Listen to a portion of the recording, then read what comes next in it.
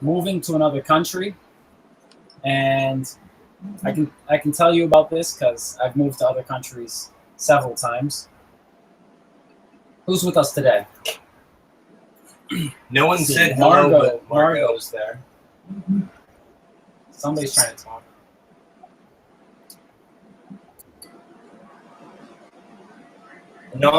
Anar's here. Hello. Hi. Is that Anar? I'm fine, and you? Great, great, great. Have you ever moved to another country? You speak so quickly. I don't understand you.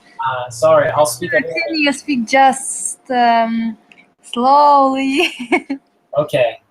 Have you ever moved to another country? Move? Move, yeah. Started to live in a different country. You speak me where I am living? No. No, Have locally. you moved or changed the place that you live? My internet stupid. Sorry.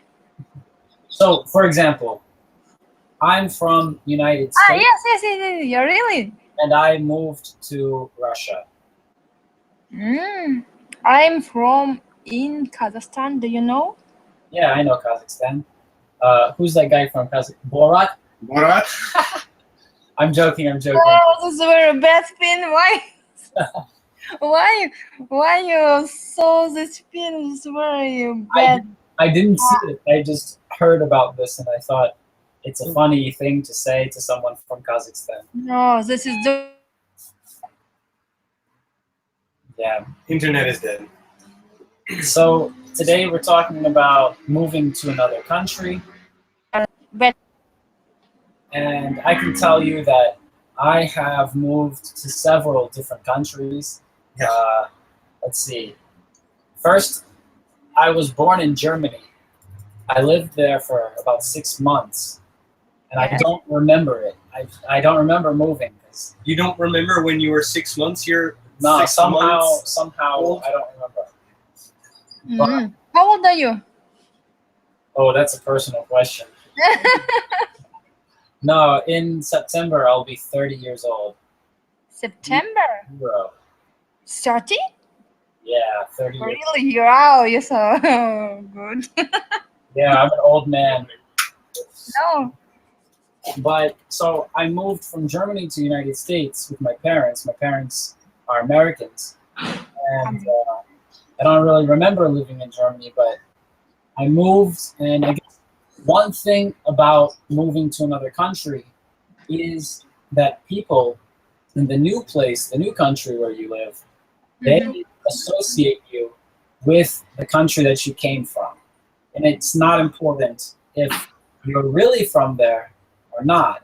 So I'm not really from Germany, but when I moved to the United States from Germany when I was 6 months old, and later when I started going to school, a lot of kids at school called me the kid from Germany. And I don't speak German. I don't really know anything about Germany, but that's what they called me. After that, I moved from Ohio in the United States, where I was living, to the state called Hawaii. Sorry, my internet very bad work. I don't know what happened. I'm something here, something didn't hear. It's no problem. If you want to check to make sure that you heard us, you can type in the chat. We will answer you there. So when I moved to Hawaii, again, I was like the new person.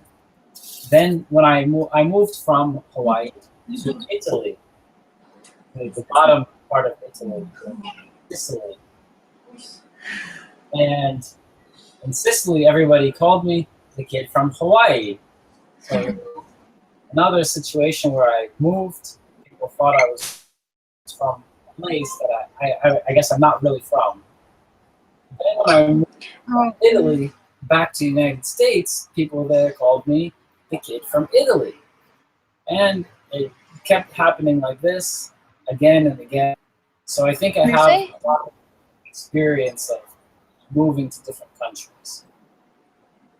So, what about you guys out there? Have you ever moved to another country? You can write us in the chat, and we will answer you and we'll discuss it. What do you can say about Birmingham, state Alabama? State Alabama. Yes. I actually have never been to Alabama. I've been to a lot of states, but I haven't been to Alabama. But I have some friends from Alabama, and I know some Russians who lived in Alabama. They liked it. Ой, my. Again? What about you? Did you live in Alabama before? No, maybe I will go to the Alabama. Yes.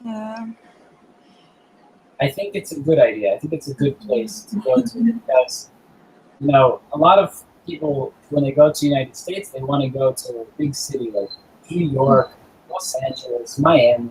Yes, New York is a big city. We know about the city. But I think it's better to go to a small place if you want to practice English and learn English. Yeah. Because in New York, Los Angeles, Miami, Chicago, these places have a lot of immigrants. I'm not saying immigrants are bad. I like people from other countries, but I'm saying that it's better to practice English in a small town, not in a big city. How language do you know? Just English, maybe another languages? Sorry, I didn't understand you. How many language do you know? Just English? Well, you know, they say that a person who speaks 2 languages is bilingual, a person who speaks 3 languages is trilingual, and a person who speaks 1 language is English. So because I'm American, I think I only speak English. But I've lived in Russia for a long time, so I speak a little Russian. So Ты знаешь русский? a little. Это очень это хорошо. Может, на русском все-таки. Maybe another time. Today it's time for English. I understand this just joke. Okay. So today we're talking about moving to another country, and when you move to another country, there's a lot of things you need to do to get prepared for the move. And really, today we're talking about this topic because 2 days from today, I'm moving back to the United States, and I'm going to be spending a lot of time there. So this will be my last time with you guys, where Jake will be with me, where Yisotsky will be with me. Who is your friend? That was Jake. And Yisotsky, this is the last time he'll be with us. Hi, Jake. Yeah. Hi, Wisolski. Okay, they can't. Sorry, guys. I'll say hello later. We'll definitely say hello later. They'll talk to you about moving a little bit later. Sorry, I leave you your because I have some problem. Okay, see you. Watch Alright, us on bye. YouTube. So yeah, we'll continue to talk about moving. So when you move, there's a lot of stuff that you have to do to get ready. For the past few days, I've just been packing everything from my apartment and getting ready for the move. And I don't know, it's kind of stressful.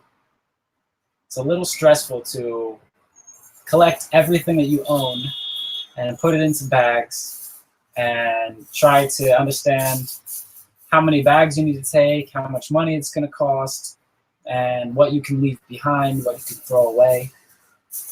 So for all of you guys who are out there, I see there's 27, 28 people with us right now. Everybody who's out there right now, write us in the chat and tell us about when you moved to another country or another city and what you had to do to prepare for this. I think you can give us some good ideas about what needs to happen and maybe the emotions surrounding this type of situation. So I actually found some interesting photos that kind of show this idea of moving away. So this picture shows someone walking towards a plane, airplane. What do you call, by the way, what do you call the road where the airplane drives before it takes off or after it lands? Hey, Olga, I see you're with us today too. Thanks for joining us. I'm here. So yeah, this picture I think describes this feeling of getting ready to leave and the last moments for going.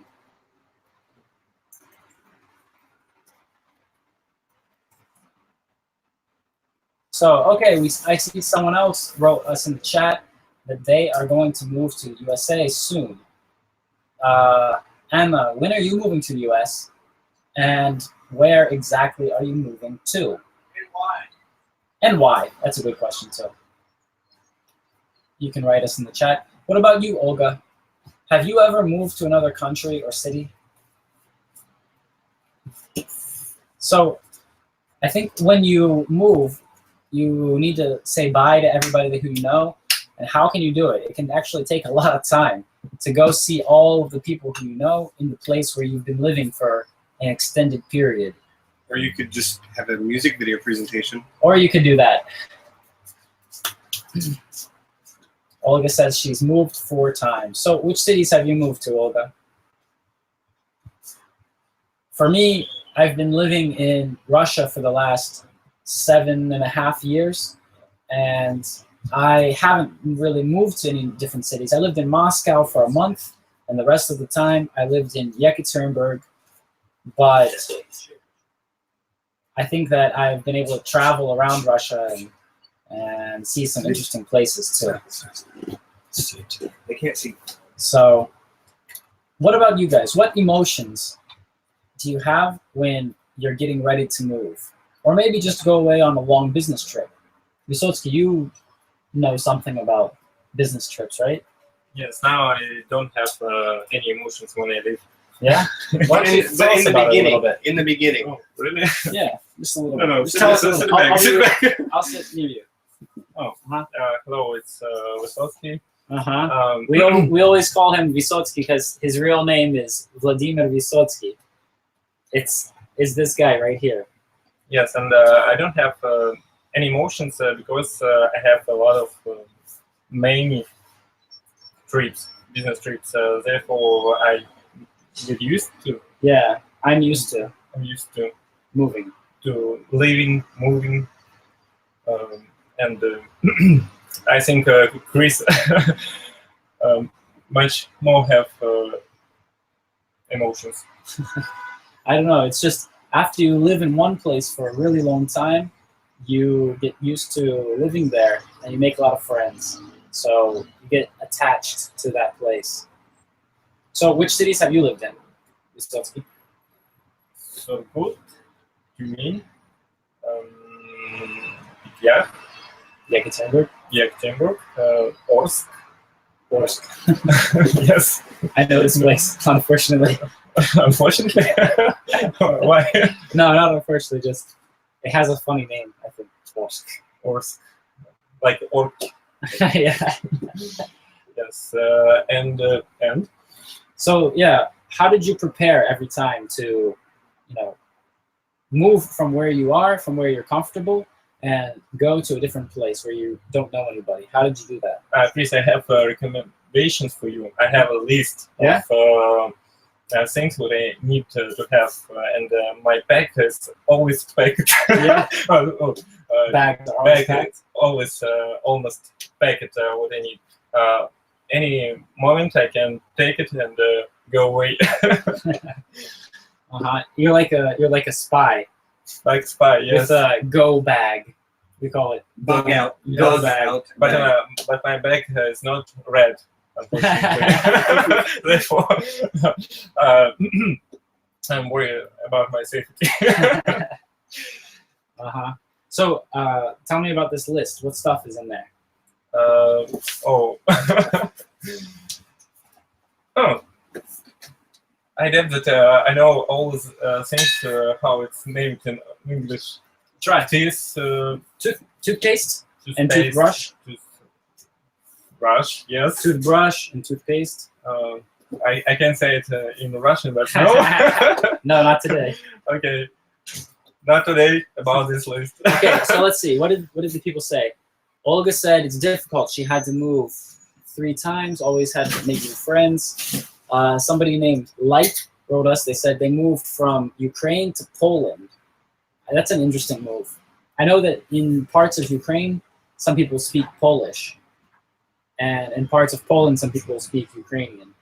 And Russian. Yes. Yeah, and Ukraine, a lot of people speak Russian. Yeah, maybe all. Okay. Yeah. Let's see. Anna says that she lives in Moscow right now, and she's going to go to America in 2 years. She's going to university there, so that's why she needs to practice English. That's good, and I mean, it's good that you started 2 years in advance. Some people come to us actually and say, like, I'm moving in a month. I need to learn English. It's unrealistic. 2 years, it's enough time to increase your level of English, I think. What do you think? I think it's enough if you will spend maybe 2-3 hours per day. You can learn English maybe during 1.5 hour. Yeah, maybe less if you really want it. Yeah, and what about you? How long have you been studying English, and how often every day do you speak English or practice? Because of I know my friends almost all is foreigners. I practice English every day, but before I went to English courses and maybe 2 years, but I haven't spent a lot of time on it. But I think maybe 1 year will be enough if way hard. If you study really hard? Yes. Yeah. And you have 3 hours per day, and you're watching Chris videos, of course, and maybe some programs. Interesting. Yeah, and you know, Speak In app that you guys are using right now to watch us, it's a really good thing for helping you practice English and to, you know, listen to people how they speak naturally. There's a lot of good teachers. I know Cyrus, Filichka.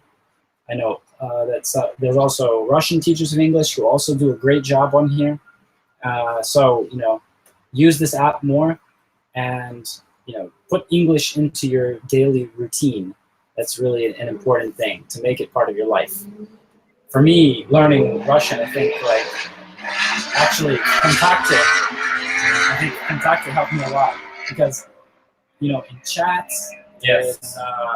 you know, Kontakte, Facebook, people who write there, they usually write in the same way that they speak. So it might not be correct in terms of writing. Like, it's not the really formal language, but it's how people really use the language. So it's a good example, a good place to learn the real language, I think. I think it's helps fast. Helps you to understand the language more, faster, right? Yes. Almost, To get yes. to get a hold of the language. Yeah. Yeah, I see everybody's writing out there. Olga, yeah, Olga's a great teacher too. You guys should check out her videos and check out her lessons on Speak-In.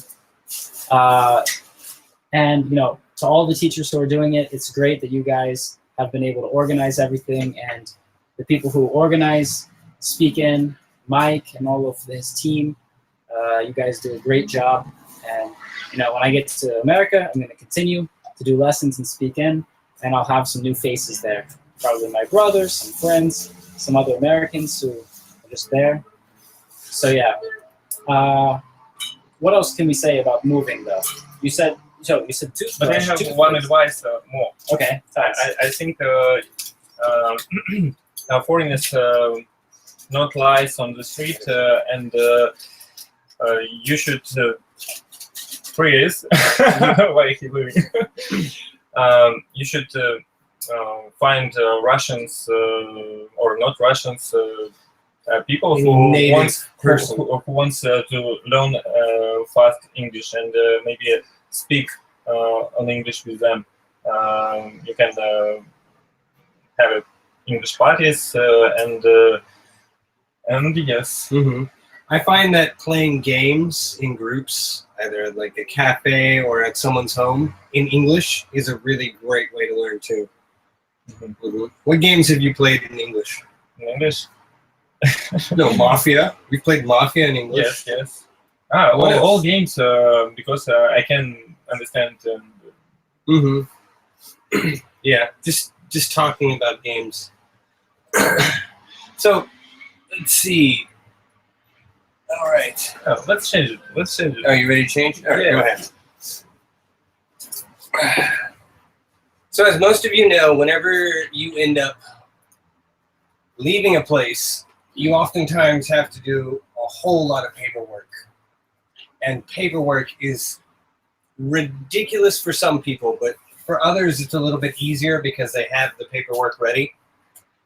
I don't know about you guys, but for me, being an American, I'm kind of happy that I don't have to do boatloads of paperwork to move to another country. Yeah, in a lot of countries, you can just arrive with an American passport. Right? Yeah, you just show up and you're like, hey, I'm right here. Or pay a little bit of money and get a visa at the border. Yeah. I think in Cyprus, I paid something like $20 for their visa. Yeah. Just showed up at the airport. It's like, okay, your visa. All right, yeah. What about you guys? Yes, Mafia on the cards, Uncle, to answer your question. Do you guys have a lot of space in your passport? Actually, for me, it was really funny that I had to get more pages sewn into my passport. Yeah, that was pretty cool. I've never seen that happen. So they just do it right there at the embassy, huh? Yeah, you just leave it with them for a couple hours and they do it. A couple hours? Mm-hmm. Oh, wow. But it's kind of expensive. Oh, yeah. They have to have the special sewing machine. Yeah. Thank you for the comment or compliment, Uncle. Uncle says you have a beard like Senior Yeah. System of a Down. Might have. So Chris, I think we have one video about some documents that you might need. Oh, that's true, yeah. If you want to... Let's check it out. Wasn't that one? I lied. Did I not add it? Hey there, fellow travelers. Mark here. Let's watch this one. Okay, hold on. There we go. Talking about documents. Hey there, fellow travelers. Mark here with Walter's World. Da-da-da. Got to self-promote myself.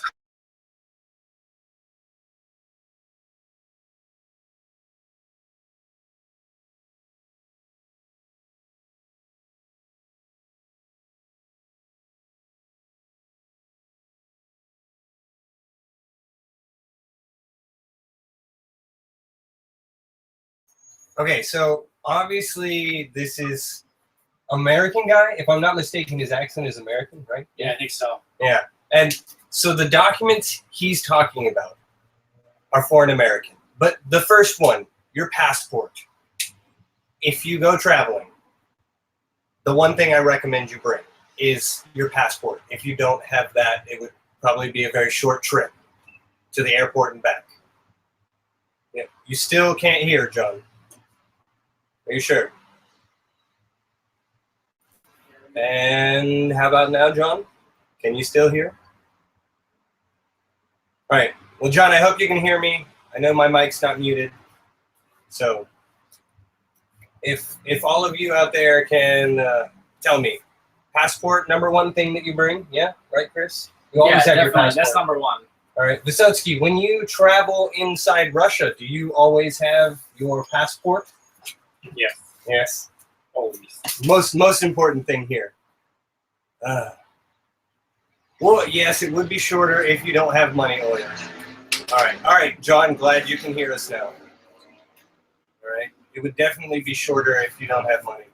All right, so let's see what number 2 is.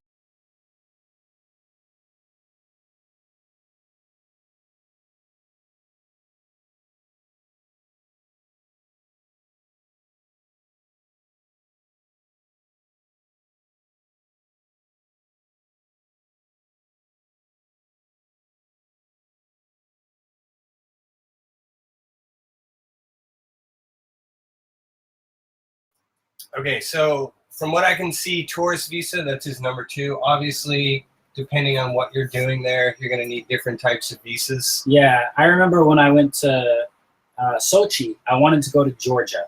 But you need to get a visa like a month in advance if you're American. If you're Russian, it just lets you in. But still no sound.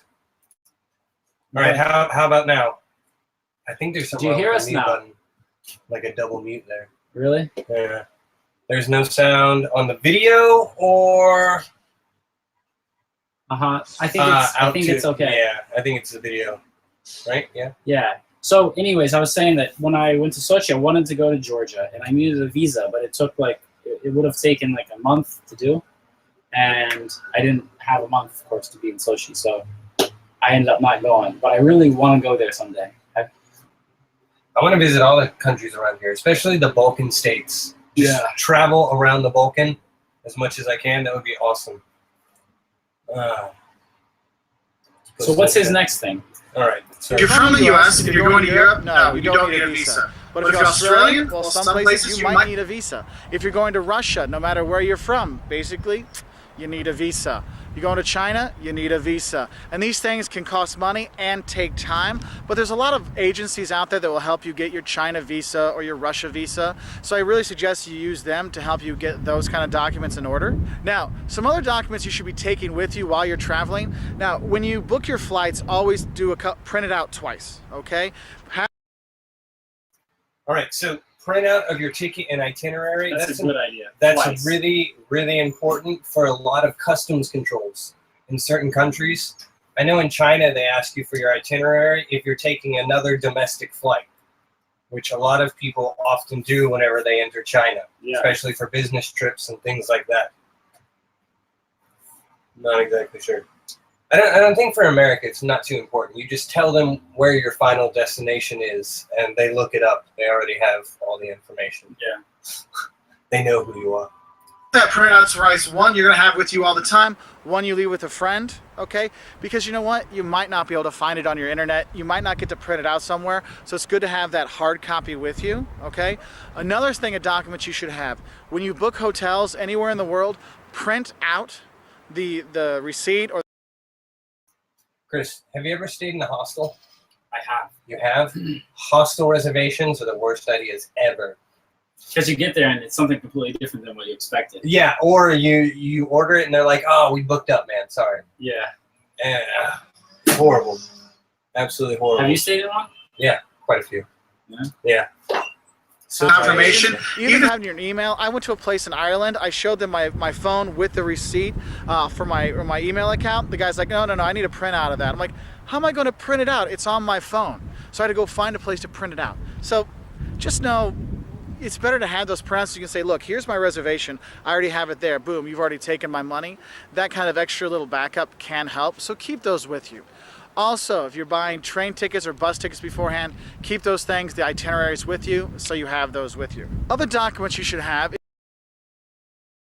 So I think he's dribbling on. Yeah. I would also say that you need to not only print them out and keep all of the receipts, but you need to make sure that you have them all organized. Put them in a file or a folder and take them with you like that, because if you don't, they're just going to be flying around in your bags and you might lose them. So it's definitely a good idea to keep them organized. Well, this is documents you should actually leave at home. One, a copy of your passport, okay? Now you get your passport and your visa, make a copy, 2 copies of each thing. Leave 1 copy home with mom and a copy with your visa so she has one. And then keep a copy of your passport with you in some other place on you. Maybe it's in your suitcase or your backpack. That's a really good idea. You need to leave a copy of your itinerary, leave a copy of all of the documents, a copy of your visa at home or with someone who is reliable at home. Because if you have any problems or something happens, you lose your bag or you lose your printed out documents, at least you can somehow try to make contact with someone from home and they can at least try to clear things up for you or maybe send you a picture of these documents or a scan. So, it's just that last backup that will save you in case you just lose everything. which can happen. Have you ever lost bags? I've never lost a bag. Thank everything. Have you ever lost a bag? One time at the airport. One time? My bag not come with me. Your bag had a different trip. Yes, and then they sent it to me. Yeah. They send it to you after? One time I flew from the United States through London to Moscow. And when I got to Moscow, they had lost my bag in London. So you went through Heathrow? Heathrow, yeah. Heathrow has the worst reputation. Yeah. I wonder where I know that from. Mm-hmm. Heathrow, I don't know why. They always lose bags. And Probably because they're the busiest airport on the entire planet. probably. I mean, it might be connected. Maybe somewhere in that possibility. So yeah, I lost my bags there, and then I ended up in Moscow for like 2 or 3 weeks without any bags, without extra clothes and stuff. Luckily, I was staying with some friends there, so they helped me out with that. And but it definitely was a pain, and definitely was something that I don't want to repeat. Yeah, wouldn't wish that on your worst. But it's not with your passport. Same thing with your visa, okay? Because you don't want to take your passport around with you when you're traveling all the time, or like going out in the city. Lock it up in the safe, take that photocopy with you, and have one of your ID from home, and then you'll be a little bit safer, okay? The other stuff you want to leave at home is, one thing is, make a photocopy of your credit cards and leave them at home with your mom or your dad or whoever you trust back home. And what you should do is take the phone numbers from the back. So in case your credit card's lost, you can call them, or your wallet's stolen, you can call them. And that's a really, really good idea. Or have automatic like cancellations on your like phone. You can hook it up to the internet through your banks. Most banks do that now, internet banking. Yeah. And just have it hooked up. My card was stolen. You just push a button and then it's done. You don't have to worry about the hassle of calling a number, waiting on the internet, or waiting on the phone. I think most people don't do the stuff that he's talking about right now. No, I know. I would never even think of this. Right? And Olga even wrote in the chat that this man is really prepared, really well prepared. I agree. He has some really good insight into what you need to do. I know you call your parents or your whoever and say, hey, we got robbed. Could you call for us, or give me the number so I can call? Because you know what? I don't always remember what bank my credit card's from, and I don't have Chase's number memorized in my head. And if you got your wallet stolen, you're not going to be thinking straight. Okay? So get those credit card numbers, all those things. Also, a side note here: before you go abroad, call your bank to let them know that you're going abroad, what countries you're going to go to, so they can give it an okay. That's another really good idea. You should tell your bank that you're about to travel and to allow payments or transactions from your card in that country, because if you don't, you might find yourself in some kind of shop or restaurant trying to pay, and your and card they'll say that it's blocked. And the company might not be working at that time. They might not be able to call you or contact you. And if they already said that payments or transactions in that country are allowed, then you won't have as many problems. It'll help you avoid some of those things. I had that problem the first time I moved here to Russia. Yeah? Well, visited Russia. What happened? Well, I had a Wells Fargo card, and I was trying to use it just like I normally did. What, are you from Florida or something? Yeah, maybe. But my Wells Fargo card was blocked after the first day. Yeah? I think I used it maybe 1 or 2 times, and then after that it was blocked, and it took me almost a month to get it unblocked. They're like, you're calling from a Russian phone, but we don't know if you're really him or not, and it took forever, and I wish I had set it up through the internet to make it easier, because it took forever. It was a pain in the ass. Yeah. So let's see what else this guy can tell us. So call the credit card company to let them know, because they're being more and more vigilant with identity thieves and things like that, so they can put extra protection on you if you're going someplace, or if there's any weird calls. So it's good to let them know what's going on, because they do want to make sure you don't get robbed, or you don't lose your ID stuff. So those are just some documents you should have when you're traveling, a little bit of advice, something to do before you go to give you a little bit more peace of mind. If you want to get a little bit more peace of mind in other areas of traveling, 5 things you love and hate about visiting Austria, top 10 places to see in Europe, check us out on our website at waltersworld.com. I think I'm definitely gonna. Gabe Logan Newell. I think I'm definitely going to watch the rest of this guy's videos because He has some really important yeah, information. he has some good videos. Well, we have a few more, We do. but we'll Like- get to that. Yeah. So here's another like symbol of traveling, not only about moving but traveling. Here they have, the arrows pointing in directions where the countries are. So where do you think this pole is located? If it shows these countries in this direction. Well, that's difficult I to really say. don't know. But there's quite a few places in the world where you can find different poles like this with not all the locations, but the big ones. Like they'll have like London on there, Moscow, Tokyo, just list some of the capitals of different countries.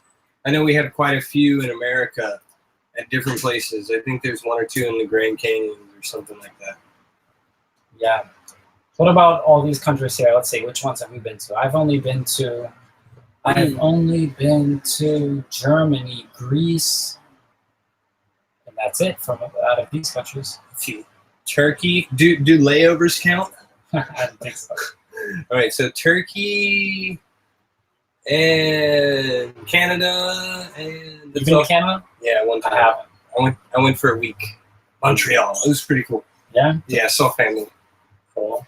Everybody up there speaks Portuguese, French, or really, really bad English. Portuguese. Yeah. In I know- Montreal. I In know- Montreal. I know in a lot of places in New England, people speak Portuguese too. It's kind of weird. Portuguese is one of those languages that's kind of just spread over the world, just In those Under- random places. Yeah, just under the radar completely. that's true. Let's see, what other countries have I been? I've been to Argentina. I lived in Italy. Went to Germany. Went to Switzerland. Switzerland's awesome. Really, I've heard it's absolutely beautiful place. Especially like they have a lot of different little towns or cities that are on some kind of lake in the mountains. On the lake, in the mountains. You're like on top of a mountain. And There's a lake, yeah. just right there on the mountain. Yeah, and I mean Switzerland has really good cuisine too, and like people there have their own way of speaking the different languages. In Switzerland, they have 4 official languages, but they speak all of them in a special way. Like Well, yeah. Well, that's like South Africa.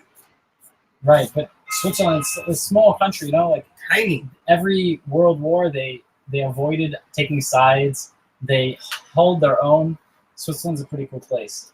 Yeah. Like in history, they had the Swiss Guard. I mean, They have Swiss Army knives, Swiss watches. Swiss chocolate. Switzerland is an awesome place. So if you get the chance to go there. Argentina also is awesome, though. The people are wonderful there. Yeah. And actually, a lot of people say that Argentina is the most European South American country. Really? Yeah, It wouldn't be because Brazil? like in Buenos Aires, Mhm. they have immigrants from lots of different European countries, especially Italy. Well, it's probably because of the amount of coast that Argentina has. Yeah. And British internationals, as we call them, they definitely live on the coast of any place. But they still have a little conflict with the UK about the Falkland Islands. Actually, in Argentina, they don't call it the Falkland Islands. If you call it Falkland Islands, they will be like, "What are you talking about?" Fuck the what? Yeah, exactly. And they have a different name for those islands because they say like those are their islands. It's right there off the coast, and what's UK doing there? Mm-hmm. But I mean, when the British Empire was in full force, they were everywhere. So you can understand this territory dispute. Let's check out another. Look at this photo. It's the plane flying into the sunset, Yeah. or is it a sunrise? Could be both. Depends on whether they're traveling east or west. Yeah, I guess it could be either of them. But this Right. picture really like shows you discovering some new place, leaving and moving, and this whole process that we're discussing today. Well, traveling is probably one of my favorite things on the entire planet. Next to 3 other things that I'm not going to state at this time. Yeah. But Olga John, asked us if we're afraid of flying. never. John, if you Bye-bye. If you had to ask, John, I was in Istanbul like every other person who's gone to Turkey. I went to Istanbul. walk the bazaar. I did that. So, John, where in Turkey do you live? Does he live in Turkey? Or he was he said he lives in Turkey, yeah. He'll answer us here in a second, I think. Yeah, we have that 4-minute delay on conversations. Yeah. So, yeah. So, Chris, where do you plan on going in America? I'm going to be in Florida primarily, but, every time I go to the States, I spend a lot of time in Ohio because I have grandparents and cousins and a lot of people there. And I also spend a lot of time in the New York, Boston, the New England area because I have a lot of friends up there. All right. But that's probably one of my favorite areas of the United States because it actually has seasons, not like Florida. Yes, yeah. And because, in Florida, you go to the beach basically all year. So it's nothing special. But no, it's nothing up in New England, when it's summer, everyone goes to the beach and has a lot of fun there. I don't know. I really like it. But in the summer, it's like tourist season in New England. And especially June and July. Yeah, and there's a lot of people from different places. And that's also whenever you get a lot of foreigners as well. So let's see, John said he's from Sivas. It's in central Anatolia. Okay, so let's see, north and west, right? If I'm not mistaken, John, north and west. From Istanbul, of course. Where I'm going from. Yeah. So let's check out another video. This time it'll be from a different person.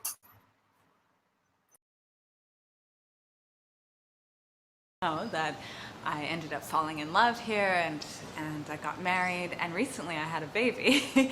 So lots actually happened here, and since I did that video, I've received a lot of emails from people that have written me to share their dreams and aspirations of moving abroad, or they've emailed me asking me a bunch of questions about my move. And John said that he's from Ankara. No, close to Ankara. Ankara, close to Ankara. Okay. Yeah. Okay, cool. So this girl's talking about, how she moved to another country and everything worked out for her. She found someone that she fell in love with. She got married, and now, she feels like it's part of her life.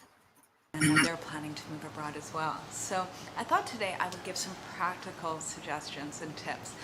For myself, I've traveled all over the world since I was a kid, and I've traveled and lived in many, many countries. And so over the years, I've accumulated a lot of knowledge and sort of know-how on how to smoothly travel and have a good travel experience and be well equipped for anything to come. And that's probably one of the most challenging aspects of moving to another country. Being completely prepared, because there's always something that comes up that you weren't prepared for. You always forget something. Yeah. That pair of socks, your lucky hat, keys, special goat, something. Yeah. What about you guys? Have you ever forgotten something when you were making had a big travel ahead of you? Yeah. We'll say vacation longer than 3 months. I don't know. 3 months is a good deal. Well, fine. Longer than a month. Yeah. A month's a good while. Yeah. I don't know. I guess I consider like a week or 2 weeks is like just traveling, and a month or more than a month is almost like moving there. You get to live there and you get a pretty good idea of how things happen in that area. Especially if you stay in one specific city, whether it's big or small, even Moscow, a month in Moscow, and you can almost see everything. Well, like Hawaii, it's not a different country, but it's a lot different from continental United States. Absolutely. So like I lived in Hawaii for 3 years. I lived in Italy for 2 years. I lived in Russia for 7.5 years. And I can say that every time that you go to this place, it definitely takes a while to adapt, to get used to living in that place, and to get used to the local people and local customs, how things are done there. Because every place has some little things, little aspects of life in that country that influence your time there. Olga says that they forgot their swimsuits and beer. That's a horrible day, Elliot. Yeah. like this. She says it was the healthiest weekend ever. Definitely the healthiest. Then you had to drink the local brew. Yeah. We actually, I went to Greece with one of my friends, and there were 4 of us actually there. And when we got there, we just tried everything local. We tried local cuisine, local alcohol, local clubs, local everything. I did the same in Cyprus. It's the best thing to do, especially whenever you get to a new place, is just go and try everything that is local. Yeah, I Go try and talk to some random person and be like, will you show me everything that is awesome in this area? Yeah, and you'd be surprised that a lot of local people you meet in tourist areas are really friendly. Are ready for it. I mean, you do have to be cautious. Yeah, of course. Don't go to some like low down gummy guy who's sitting on a street corner holding a sign, the world is about to end. You know? Definitely not that. But if you find the right person, you can meet a local person, make friends. Actually, when I was in Greece, I met some people from Poland.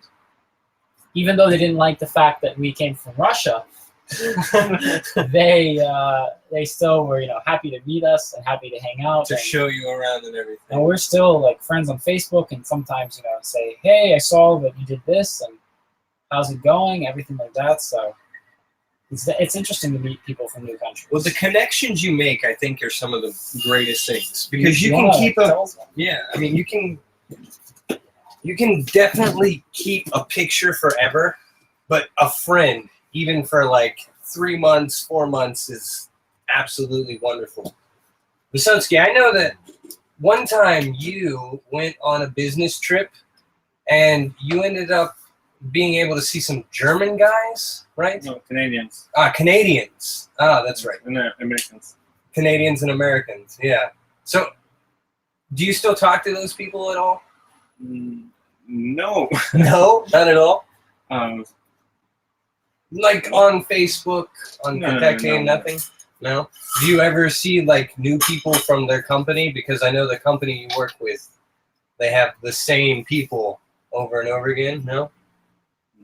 No. No, no, not at all? No, sometimes I speak with. It was one meeting. One meeting, okay. We drank beer and have a good time and have contacts and maybe I can call them and say, do you have a job for me? Something like that. Okay, so it's more of a business connection. Yeah, yes. All right. So, I mean, you said sometimes the problem is not what you forget to take with you abroad. In fact, the real problem is what you mistakenly take with you. Yes. I think...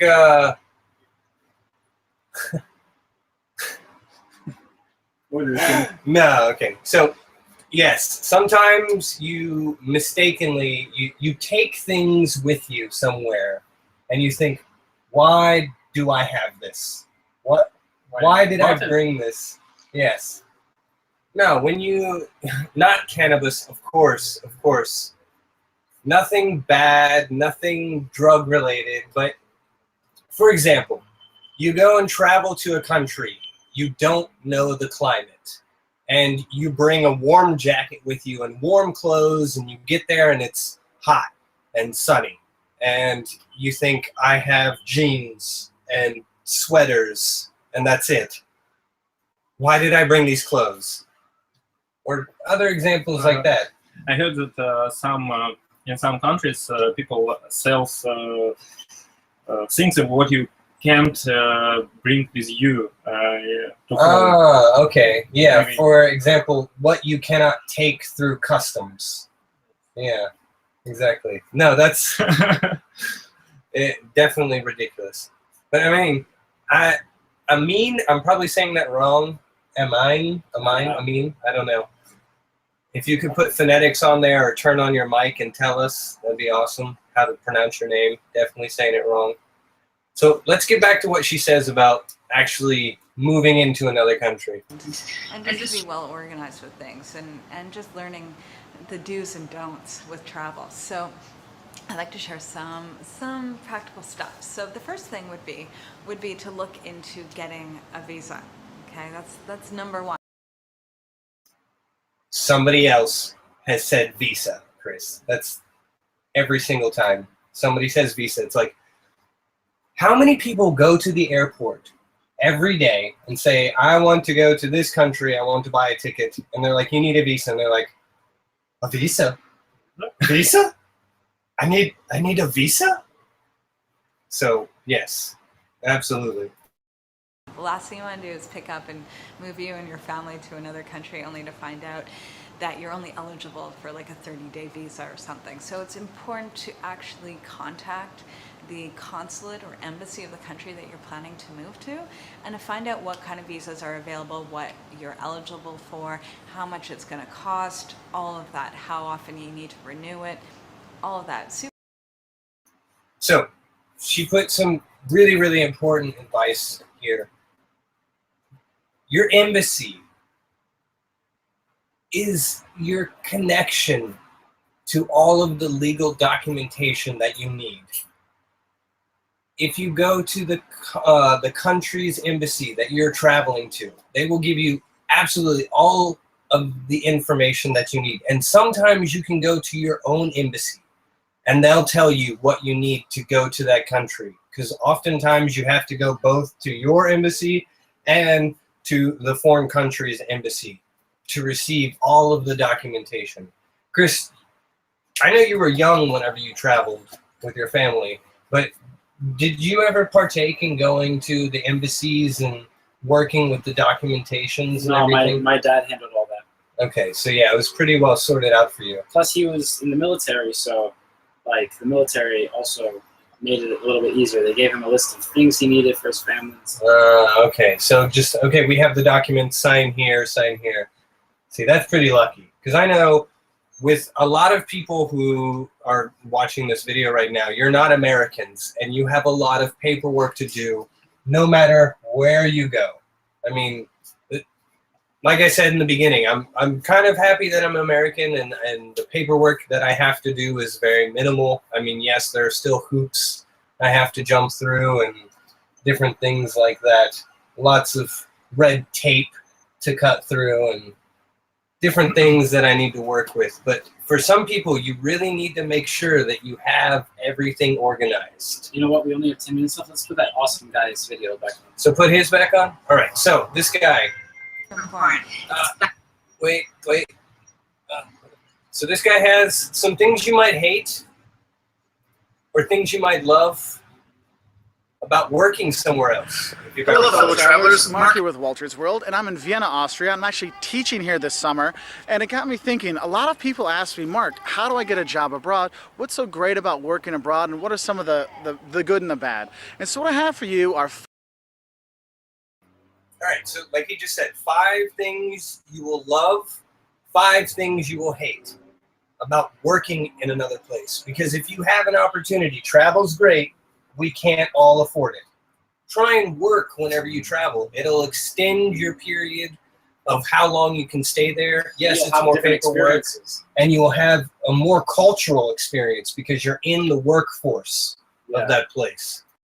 5 things you're going to love and hate about working abroad. So let's get the bad news out of the way, because there's a lot of good, but there's also some really big bads that maybe outweigh some of the things. Because people will be like, hey, I want to live in Rome, or I want to live in Paris, and that's where I'm going to go. It doesn't always work out that way, all right? So let's get started. So the first thing you're going to hate about working abroad is, 1, finding a job. I mean, I'm not going to lie to you. It's not easy to find a job abroad because, 1, to get a job abroad, usually you have to have an advanced degree to get the visa. Like, I have a PhD. I'm actually Dr. Mark Walters. I mean, you might not know that, but I have a PhD. So for me, it opens a lot of doors so I'm able to get a job because they can't give you the work permit, which goes into the second thing you're going to hate, is getting the work permits and the visas to go abroad and to work abroad. Now, so I mean, you just said the work permit is awful everywhere. Yes, that's what he's saying right now. The work permit is horrible everywhere. It takes a long time, lots of paperwork. The thing is, the companies you work for, you're going to have a contract beforehand, and they'll help you set this all up. And sometimes, in England, it takes 2 weeks to do these things. In Switzerland, it takes 2 to 6 months to get the work permit to go someplace. So realize there in line all day long with all my documents, get all this stuff, get my FBI background check from the US, get my police check from the Portuguese things, all this stuff, and it's a real pain in the butt, and you waste time, and it can cost a lot of money to get these things. But that's just one of the reasons why you're going to hate it, okay? It's because getting the visas and the permits can be a real pain in the butt. The third thing you're not going to like about working abroad is it can be limited advancement. Now, if you're All right, I don't know about you guys, but I'm tired of hearing the bad things. So we're going to skip to the good things about working abroad because they're a lot more interesting. especially if your company isn't going to pay for it, especially, or also the move there when you're going to work abroad. So it can be very pricey to move both ways. Apartment, or they give you money for your transportation, or they pay for you to have the same quality of life here in Vienna that you do back home. Okay, so it wasn't written down, but the benefits of working abroad, you're often given money to live, which is great. All right. So if I want to stay for 2 weeks only, is that possible to find any part-time job? Oh yeah, 2 weeks. More than likely not. Short, yeah. Day labor is normally for native citizens. Yeah, and like it's not advantageous for the company to hire a 1 week and employee. to do so much paperwork. Yes, I think only crime work. Yeah, only crime work. Yeah, there we go. Criminal work. There are the pay advantages of going abroad, which is great. And so if you can get those expat benefits, they're fantastic. If you can't get the expat benefits, look for other things they can give you. You know, free language lessons, free culture lessons, things like this. Free trips back home to see the family. Don't forget you. And by working abroad, it enhances your resume. It enhances your CV. You look better than the. So if any of you want to work abroad, this is the best point. Not only will you get a better education, but you'll get career opportunities in the future because you've been somewhere else. I know, Chris, right now, that's what you're looking at. I mean, just being able to say, you know, I've worked here, I've done this, this is, you know, what I can put on paper. I'm awesome. Yeah, I'd like to find something connected to Russia, but you know, sometimes it's also difficult because you have to look for a very narrow field. A niche category. Yeah. Average Joe out there, because in today's ever more global society, they need people that don't just go on vacation abroad, but that work cooler. I mean, think about it. Last weekend, I went to Prague. Next weekend, I'm going to Bratislava. So this is more about business trips and having a company that, you know, gives you the ability to travel and everything. But Chris, I think you want to lead us off with the number 5 best thing about traveling off. Well, I mean, we already mentioned that sometimes the job pays for you, like your housing. Sometimes they pay for you to come, and those things are definitely pluses. But you know, you have to be careful when you work abroad because some companies are really just looking to take advantage of a person from another country who doesn't understand what's happening. Use and abuse you. Yeah. So I mean, if you have the chance, you should make connections with someone outside of your company who lives there and who can give you some advice or, you know, answer some questions for you, because something that might seem strange for you might actually be okay in that country, or some things that are okay for you in your country might be taboo in that country. So those are things that you should clear up before arriving in the country. This guy, he said a lot about good things, bad things, working in a country, but what about just moving? As you can see, Notre Dame when you just move to another country, continuing in Paris, France, not just to work, but to live there and, you know, to create a life there, have a life there, meet people, and, you know, set up something there. There are also some pluses and minuses. As you can see, Notre Dame right behind me. And today what we have for you are 5 things you're going to love and hate about moving abroad. Now, this is actually a specific part of when you actually go abroad. The family you take with you, you're going to miss your family. Okay. So, I don't know about you guys, but if you've ever moved to another country, a lot of people get homesick. They miss their family. It's really difficult, actually, because you had this support back home, and now you don't have it. And when you move to a new country, a lot of people don't understand that. They think, why don't you have a car? Why don't you have your own house? why don't you have some connections that they have? And I mean, of course, it's a simple answer for you that you just moved there.